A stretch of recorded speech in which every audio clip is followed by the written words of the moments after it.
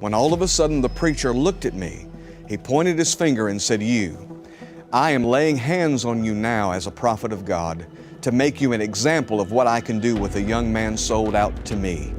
And he laid hands on me, and as far as I was concerned, he pushed me down. I didn't feel anything. In fact, all I felt was confusion, frustration, and fury. When I walked through the doors of the building, there was this dark cloud that seemed to hang over my head.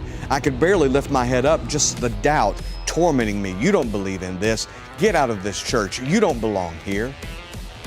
So I went and sat over in the corner. And as I sat there, with these thoughts bombarding my mind, all of a sudden, it was as if I was sucked into a tunnel.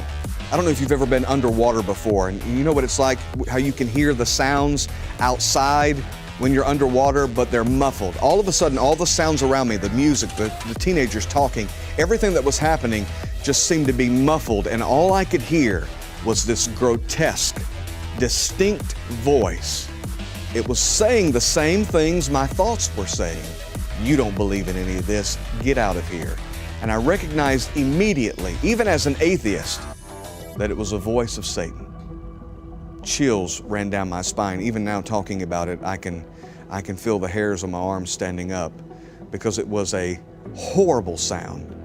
And I realized in that moment that all the thoughts I thought I was having, all of the decisions I thought I was making based on those thoughts, were inspired by demonic entities. Those thoughts aren't coming from you. Those thoughts are coming from the enemy.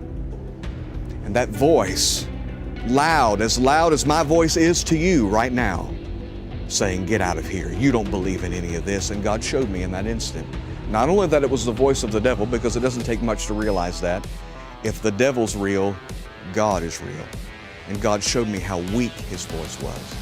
That he was holding on for dear life, and he was only holding on to my life through deception.